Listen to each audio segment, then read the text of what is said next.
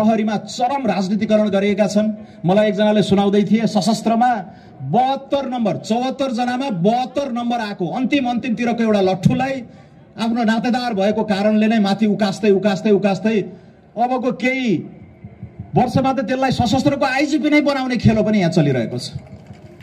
रवि लामिछाने गृहमन्त्री हुँदाखेरि मेरिटका आधारमा एक सुका चलखेल नगरिकन पदोन्नति गरिएका पात्रहरू नेपाली प्रहरीका अब्बल डिआइजीहरूलाई अहिले पन्छाउने काम गरिरहेको छ र खोजी आफ्नो भेगको आफ्नो नाता पर्ने आफ्नो पार्टीलाई चाहिँ चन्दा दिने खालका पात्रहरू लिएर आइरहेका छ।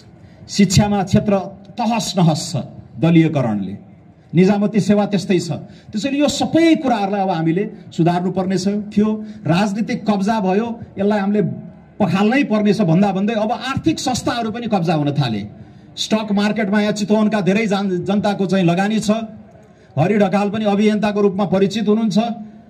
त्यो स्टक मार्केट नेपाल स्टक एक्सचेन्जलाई नियमन गर्ने निकाय सेबोन भन्ने निकायमा कब्जा गर्ने शैलीमा अगाडि बढिएको छ। बीमा क्षेत्रमा यत्रो धेरै नेपाली जनताहरू आबद्ध हुनुहुन्छ, त्यो संस्थालाई नियमन गर्ने संस्था पनि कब्जा गरिएको छ।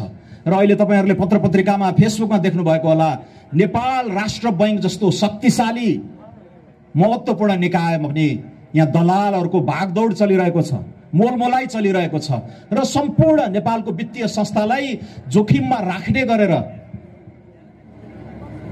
चाहिँ त्यहाँ नियुक्तिको प्रयास गरिरहेको छ। अब यिनीहरूले नेपाली जनतालाई धेरै हेपे। कसले नै के भन्छ र 2-4 दिन गाली गर्छन्, उफ्रन्छन्, हामी आफ्नो काम गर्दै गरौँला भन्ने खालको छ। त्यसैले अस्ति 3 कुनेमा भएको 800 वटा चाहिँ म्याग गुज्रेको चाहिँ अश्रु ग्यास यिनीहरूले चाहिँ फायर गरे। 20 जना मानिसलाई चाहिँ गोली लागेको कुराहरू पनि आएको छ। तर स्वायत्त छानबिन आयोग नबनाउने रे। त्यसैले यिनीहरूलाई अब अलिकति तर्साउनु पर्ने पनि भएको छ। वाइड बडी यो दुईटा वायु सेवा निगमका दुईटा जहाज किन्दाखेरि $25 लाख फलानो मान्छेले फलानो निकाय मार्फत सिंगापुर, दुबई र हङकङमा यति रकम यसरी राखेको छ भनेर प्रमाणित प्रतिलिपि अमेरिकाको डिपार्टमेन्ट अफ जस्टिसमा लेखिएको छ। कान्तिपुरले त्यसमा थपथाप अरू अनुसन्धान गरेर $25 लाख मात्र होइन, $41 लाख कसैको सालोको नाममा, कसैको छोराको नाममा टार्गेट इन्भेस्टमेन्ट भन्ने चाहिँ दुबईमा परेको छ भनेर लेखिराखेको छ, सिंगापुरमा छ भनेर भनेको छ। तर यिनीहरू ठम केही पनि नभए जस्तो गरेर हिँड्न सकेका छन्। त्यो दण्डहीनता, यो लोकतन्त्रभित्रको यो निर्लज्ज दण्डहीनता सम्भव भएको छ किनकि यिनीहरूले काने खुसी गरेर भ्रष्टाचार गर्ने गरेका छन्। यिनीहरूले कहीँ सही धस्काउँदैनन्, यिनीहरू धम्क्याउँछन्, तर्स्याउँछन्। यो संस्थाहरू कब्जा गरेर यस्तै शर्त राखेर आफ्ना मान्छेहरू राखिरहेका छन् ताकि आफूले यहाँ कमाएको सम्पत्ति बाहिर लगेर राख्न सकियोस्। अघि यहाँ कर्नेल लामालाई हामीले भव्य स्वागत गर्यौं, राष्ट्रिय स्वतन्त्र पार्टीमा उहाँलाई स्वागत छ। मलाई कर्नेल भन्नासाथ अर्का एउटा चर्चित कर्नेलको पनि याद आउँछ। लिबिया भन्ने देशमा 42 वर्ष शासन गरेका एकजना शासक थिए, राष्ट्रपति थिए, कर्नेल मोहम्मद गड्डाफी भन्ने। 42 वर्ष शासन गरेको आइरन ग्रिप थियो लिबियन अर्थतन्त्रमाथि, तेलको धनी, एकदम चाहिँ रणनीतिक अवस्थिति भएका।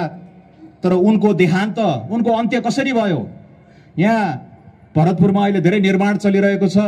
एउटा नालीको कल्भर्टमा लुकेर बस्न पर्यो उनको अन्तिम दिनमा र त्यो नालीको कल्भर्टबाट घिसारेर निकालेर जनताले, हामी हिंसाका पक्षधर होइनौं तर जनतामा त्यति आक्रोश रहेछ उनको कुशासन विरुद्ध कि उनलाई तडपाई पिटी उनको देहान्त भयो।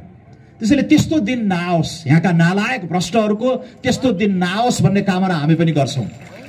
तर यिनीहरूलाई थाहा हुँदो रहेछ त्यो सत्ताको उन्माद, त्यो सत्ताको दम्भ यस्तो हुँदो रहेछ कि भोलि मेरो पतन हुँदैछ तर एक रात अघिसम्म पनि उनीहरूलाई सुइको हुने रहन्छ। इन्डोनेसिया जस्तो चौथो ठुलो मुलुक जनसङ्ख्याको हिसाबले त्यहाँका 30 वर्ष शासन गरेका स्वार्थको अन्त पनि त्यस्तै भयो। मध्यपूर्वको असाध्यै ठुलो अर्थतन्त्र इजिप्टको होस्नी मुबारक पनि त्यस्तै 30-40 वर्षपछि एक रात अघिसम्म उसलाई भ्याउनै छैन, भोलिपल्ट कोल्याप्स भयो, सिद्धियो, पतन भयो, सिद्धियो। इराकको सद्दाम हुसैनदेखि लिएर जिम्बाब्वेको रोबर्ट मुगाबेसम्म यो अलिअलि अन्तर्राष्ट्रिय इतिहास पढ्नेहरूलाई त्यो सचेत हुने केस स्टडीहरू पर्याप्त छन्। तर यिनीहरूलाई लाग्छ सेना, प्रहरी, निजामती सेवा, शिक्षक, पत्रकार यी सब हाम्रो छ, हामीले पालेका छौं, हाम्रो दल प्रतिको वफादारीको कसम खाएका छन्। त्यसैले हामीलाई केही हुँदैन। कर्नेल लामाको स्मरण गर्दै कर्नेल गद्दाफीको देहान्त यहाँहरूले स्मरण गर्नु होला। एक रात अघिसम्म पनि तपाईहरुलाई थाहा हुने छैन कुन दिन त्यो उभार आएर तपाईहरु बढारिनुहुन्छ भन्ने कुरामा सचेत रहनु होला भन्ने चेतावनी पनि म दिन चाहन्छु। त्यसैले यो महँगो राजनीतिक प्रणाली, टिकटको किनबेच गर्ने, राजदूतको पद बेच्ने, हाकिमहरुको पद बेच्ने, नियामकीय निकायहरुका मान्छेहरुलाई बोल कबोलमा पैसा लिएर कब्जा गर्ने अनि भ्रष्टाचार गर्ने र त्यो भ्रष्टाचार गरेको पैसाबाट जोगिनको लागि अन्य संवैधानिक निकायहरू पनि कब्जा गर्ने, यो कब्जाको राजनीति जुन चलिरहेको छ त्यसलाई अब राष्ट्रिय स्वतन्त्र पार्टीले बढार्नै पर्नेछ। अघि हाम्रा कार्यवाहक महामन्त्री कविन्द्र बुर्लाकोटीले एउटा छनक दिइसक्नुभयो। जलेश्वरमा हामीले असाध्यै गहकिलो राजनीतिक विचारधाराको प्रस्तावना पारित गरेका छौं। अस्ति असोजमा भएको राष्ट्रिय भेलाले पनि त्यसलाई व्याख्या गरेर अगाडि बढाएको छ। हामी सायद अर्को असार 7 हाम्रो स्थापना दिवससम्ममा अझ यी कुराहरूलाई, हाम्रा विचारहरूलाई माझ्दै परिष्कृत गर्दै अगाडि परराष्ट्र मामिलामा के गर्ने, आर्थिक मुद्दा सुधारहरू के हुनेछन्, राजनीतिक सामाजिक पूर्वाधारका विषयहरूमा श्वेतपत्र ब्लुप्रिन्टहरू नै लिएर आउने अभ्यास पनि सुरु भएको छ। अस्ति रवि लामिछानेले ती घोषणा पनि गरेर जानुभएको छ। त्यसैले यसै मेसोमा अहिले यो जनताको आक्रोश जुन यो शासकीय प्रणालीप्रति नै छ त्यसलाई पनि राष्ट्रिय स्वतन्त्र पार्टीले नयाँ ढंगले सम्बोधन गर्ने केही विचारहरू लिएर आएको छ। यो राजनीतिक प्रणाली यति महँगो बनाइयो कि भ्रष्टाचार यो सिस्टममा चाहिँ राखिएको छ। यहाँ प्रहरी कार्यालयको छेउमा छन्, यहाँ नयाँ एसपी आउना साथ केही दर्जन कांग्रेस एमालेका यी फुच्चे नेताहरूको लाइन लाग्छ, किनकि यिनीहरू दलाली काम गर्छन्, बिचौलियाको काम गर्छन्, यिनीहरूको आम्दानी केही छैन, यिनीहरू यही बिचौलिया गर्ने, माथि दाइ भाउजूका नाम जप्दै यिनीहरूले चाहिँ यहाँ लोकल सेटिङ गर्छन्। ढुङ्गा, माटो, गिटी, बालुवा ठेकदारहरूलाई तर्साउने, म मिलाइदिइहाल्छु नि, फलानो दाइ र फलानो भाउजू, फलानो बा र फलानो आमाको नाम लिँदै यो महँगो प्रणालीलाई अब हामीले पखाल्नै पर्नेछ। त्यसैले हामीले यसबारे गहिरो चिन्तन गरेका छौं। अहिले सांसद बन्नको लागि आफ्नै पार्टीमा घुस खुवाउँछन् यिनीहरू। सांसद बल्ल बल्ल अरू करोडौं खर्च गरेर बल्ल बल्ल जिते भने पनि त्यतिले पुग्दैन, उनीहरूलाई मन्त्री बन्नको लागि हामथाप चल्छ। अनि मन्त्री बने पनि उनीहरूलाई बालबालिका मन्त्री, खेलकुद मन्त्री बनेर पुग्दैन। उनीहरूलाई भौतिक मन्त्री नै चाहियो, ऊर्जा मन्त्री नै चाहियो, शहरी विकास नै चाहियो, किनकि त्यहाँ ती मालदार अड्डाहरूबाट यिनीहरूले चाहिँ पैसा असुल्छन् र आफ्नो यो विकृत यो जुन चक्र छ राजनीतिको, महँगो राजनीतिक प्रणाली, भ्रष्टाचारलाई भित्र कुदेर राखिएको जुन चाहिँ प्रणाली छ त्यसैलाई मलजल गर्ने गर्छ। यिनीहरू यो चक्रबाट अब बाहिर आउन सक्ने छैनन्। त्यसैले राष्ट्रिय स्वतन्त्र पार्टीले केही नयाँ कुराहरू लिएर आएको छ। सांसदहरू मन्त्री नै बन्न नपाउने प्रणालीतिर हामी जाउँ, ताकि यी सांसद र मन्त्री भएर पैसा कमाउला भन्ने पात्रहरू पहिल्यै पन्छ्यौन्। त्यहाँ साँच्चीकै कानुन निर्माणमा काम गर्ने, अलिकति अध्ययन अध्यापन गर्ने, अलि विद्वत वर्ग नै चुनाव लडेर जनताले पनि यसले चाहिँ फलानो कानुनमा काम गर्न सक्छ, राष्ट्रिय डिस्कोर्समा काम गर्न सक्छ भनेर त्यस्ता पात्रहरूलाई अगाडि जाने त्यो प्रणालीतिर जाउँ। प्रत्यक्ष निर्वाचित प्रधानमन्त्रीको अवधारणा हामीले लिएर आएका छौँ। प्रदेश सभा अहिले नेपालमा तपाईँ हामीले कर कतिले आय कर मात्रै सम्झनुहुन्छ। तपाईहरुले चुरोट किन्दा पनि, चाउचाउ किन्दा पनि, यहाँ फलामको छड किन्दा पनि कर तिरिराख्नु भएको हुन्छ भने कि त्यही प्रतिनिधि सभाको मात्रै याद आउँछ। 275 जना प्रतिनिधि सभा, झन्डै 60 जना राष्ट्रिय सभा, अनि यो 5 वटा प्रदेशमा त 550 जना सांसदहरू पालेर राखेका रहेछु। के काम छ यिनीहरूको?